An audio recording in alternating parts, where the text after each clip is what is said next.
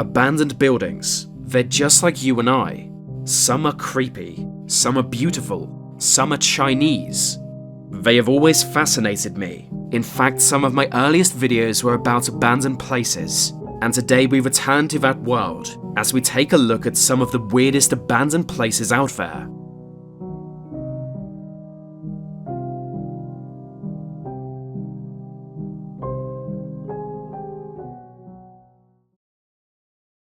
In the 1960s, one Italian man had a dream. His name was Mario Bagno, and he was a lunatic, but he was also rich. So in 1962, he bought every plot of land in a rural village called Consono. He then forced all locals to move out and demolished the entire village. Why? Because he wanted to build a new city in its place. An Italian Las Vegas was his dream, and he was the man to build it, at least according to himself. What really drew him here was the location.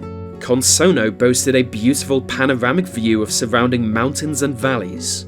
It was also close to the city of Milan. It was perfectly positioned to lure wealthy visitors away from the city, so Bagno launched his project, demolishing the ancient houses that had long stood. He'd actually promised villagers he'd protect their former homes, only building around them. But this was the 1960s. No one cared about old stuff. At one point, he even used explosives to shorten nearby hilltops as to improve the view. Like I said before, he was a lunatic, but this kind of project needs a lunatic, so in time his dream city began to take shape. He called it the City of Toys, a place where you could enjoy any kind of pleasure.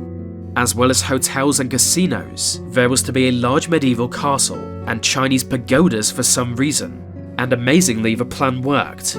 When the road connecting Consono to Milan was completed, thousands of visitors were drawn. So going into the 1970s, his dream of an Italian Las Vegas was coming true. But in 1975, heavy rains flooded the area, washing away the road and cutting off the flow of visitors. It was abandoned soon after, and to this day the City of Toys is slowly crumbling.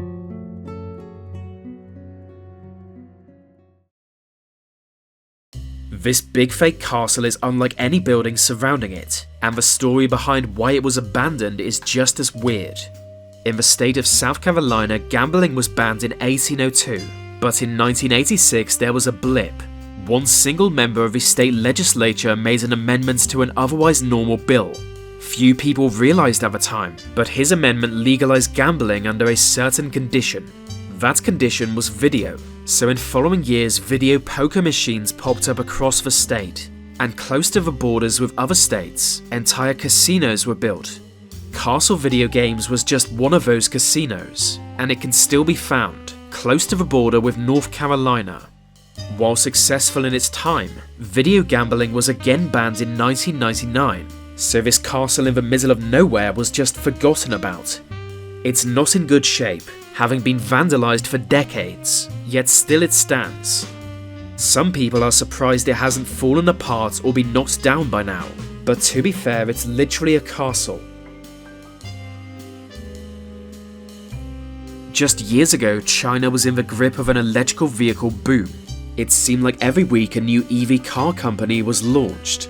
Most would eventually fail, but in an emerging market, billions was out there to be made.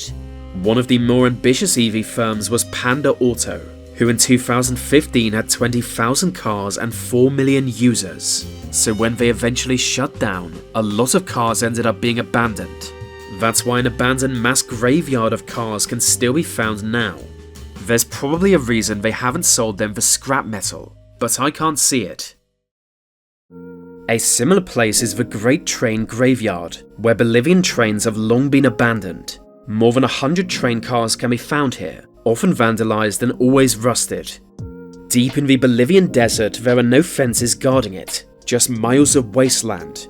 It's a relic from when Bolivia first became a mass exporter of minerals, but in the 1940s the boom years came to an end. Many of the biggest mines in the country shut down, and these trains became redundant. And because they were in such a remote place, it was actually cheaper to build new trains elsewhere. I'm not sure how that's possible. The whole point of trains is they travel great distances, but maybe it was more the cost of laying new tracks.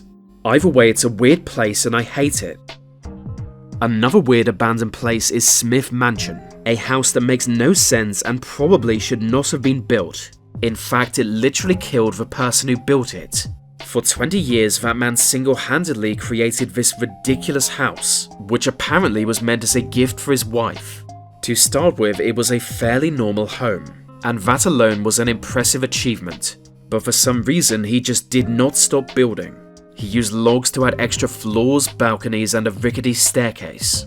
It looks dangerously unstable, but even after being abandoned, it has stood the test of time. Eventually, the man became so devoted to continuing the project that his wife divorced him. Unsurprisingly, this only made him more obsessed, and in following years he doubled his effort. By this point he'd clearly gone a bit mental, but at least he wasn't a serial killer, so those around him decided to just leave him be.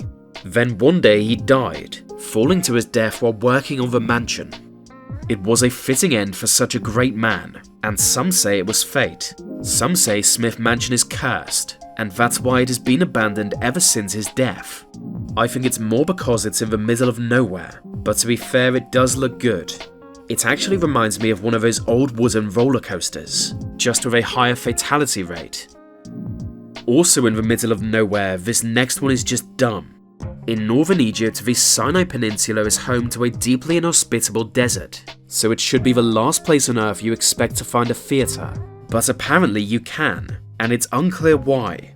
Like all bad things, it was built by a wealthy Frenchman, who for some reason dreamed of watching movies in the middle of the desert. So in the early 90s he spent a considerable amount of money to make that dream come true. For its debut, a screening of Jurassic Park was organised. But then on the opening night there was a power cut. Apparently it's hard to get electricity in the desert, and there really isn't much you can do about that. So after a while the theatre was abandoned. 20 years later it is still abandoned, and now known as the end of the world cinema. Little remains, other than the 700 seats looking out into the distance, and sadly it has been looted and vandalised. Then in 2018 the Egyptian government banned people from visiting it, yet this is unlikely to help much. In the face of desert sandstorms, it may not survive much longer, and that's a shame. I like the thought of future historians being confused by it. Also confusing to future historians, the world's least popular hotel. In a remote region of Alaska, this gigantic dome has been abandoned for decades.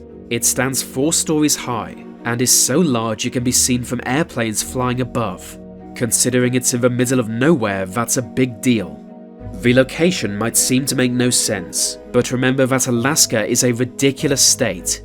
People often travel great distances without any sign of civilization. So in the 1970s, an entrepreneur had the idea to build a joint hotel and gas station here, just south of America's tallest mountain.